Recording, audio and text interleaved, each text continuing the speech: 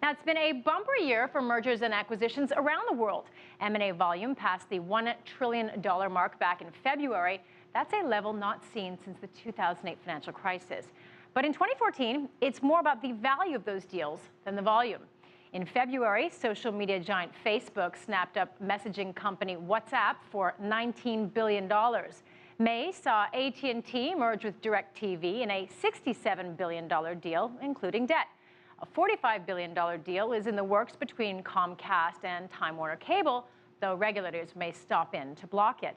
But those pale in comparison to the biggest M&A deal in history, AOL's $162 billion acquisition of Time Warner back in 2000. But not all M&A deals have been a success. Pfizer's $117 billion bid for British drug maker AstraZeneca fell through. Both companies couldn't agree on the value of the company. And for more analysis of the global M&A picture and what lies ahead for deal making, we're joined by David Nelson. He's the chief strategist with Belpointe in Stamford, Connecticut. Thank you so much for joining us, David. I want to start with you talking. Great. So I want to talk about China first. As we've seen reported, there's been a lot of M&A action there, particularly in the energy sector over the past decade. What do you see really as the new frontier, though, for Chinese companies buying foreign companies? I think for China, the new frontier is really food. When you think about it, China has a voracious appetite. It's 21% of the world's population, but they only have 9% of the arable land. So as you said, over the last decade, they've done about $200 billion in energy and resource and mining type acquisitions. And that made sense because the country's growing at a very fast clip, one of the fastest growing economies in the world. Even though they're slowing down, if it comes down to, say, 7% or even 5%, they're going to need food. And just as you said with the previous reporter, Smithfield Foods, I think that was about $8 billion. We're going to see a lot more of those. All right. Okay. Well, and then talking about other sectors as well, I mean, globally, let's look at the picture. Very active year for 2014. We're seeing it really from all sectors, from telecom to food to pharma. Why do you think it's been such an active year for M&A so far? I think you have two catalysts, both here in the United States and really globally. The first is low interest rates. In a low interest rate environment, that's really the fuel for M&A. And right now, capital is cheap. Companies are very flush with cash. They've used some of that cash for buybacks, but I think that's largely run its course. So the next logical step is M&A. The second catalyst, and probably the most significant, is the fact that around the world we have slow growth economies. And in that environment, it's very difficult to drive revenue and then in turn drive earnings. So one way around that is to take two slow growth companies like you just mentioned, an AstraZeneca and a Pfizer, put them together, you get a lot of synergies, and you can reduce costs, and that means a lot of lost jobs, but in the end, that will drive the bottom line. Ultimately, as you said, that deal failed. Okay, David, also geographically, we're seeing that Europe is the hottest area for M&A so far. In the first quarter this year, there have been $149 billion worth of acquisitions in Europe. That's about 60% more than the same quarter last year, and a bigger increase year over year than both in the U.S. and Asia. Why do you think Europe right now is a hotspot?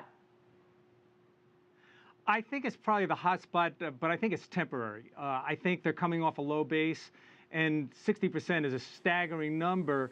But I think you're actually going to see that transition to Asia will be the next real growth.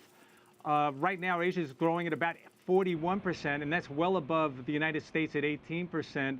So they're hot right now, but I think they're going to pass the baton to Asia.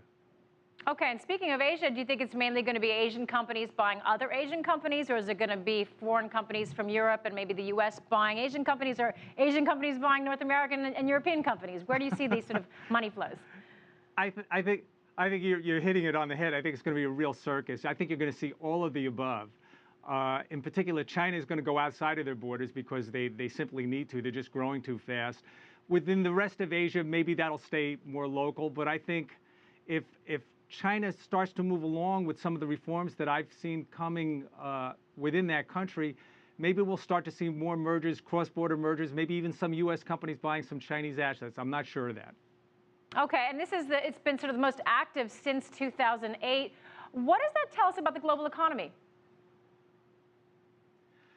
It tells us that it's slow going out there. We're growing Things are getting better. But it's, certainly, at least here in the United States, this is one of the slowest recoveries in certainly the last 40 or 50 years. But it is growing, nevertheless. So like I said earlier, when you have a slow growth economy, low interest rates, you want to combine companies. And in some sectors, there's just really too much of everything. We need less companies. There are too many companies doing the same thing right now. By combining companies and reducing costs, you can drive the bottom line. Okay, and lastly, I just wanted to ask you, because one of the big deals that we've been discussing recently is Apple's acquisition of Beats for $3 billion. Kind of out of character for Apple to spend that kind of money on a company. Do you expect to see them buying more because they've got so much cash on their hands right now? Is there some pressure from shareholders perhaps to go out and put that money to work? I think it was a little bit out of character for them. I don't think it's the kind of thing Steve Jobs would have done. In my mind, actually, as an Apple shareholder, to me, that smelled a little bit like desperation. It seems that Apple's an older company at this point, and they wanted to get in touch with a younger demographic, the hip-hop generation. So by buying Beats for $3 billion, they get a very, what I thought was low-tech technology in terms of headphones, but it does bring on streaming. And one of the data points we just saw very recently was that downloads are down this year. And streaming is the next wave, and so maybe it makes sense for them. Okay, David Nelson, that's what he said. He said a desperate move for Apple buying Beats. Interesting stuff. Thank you so much for joining us.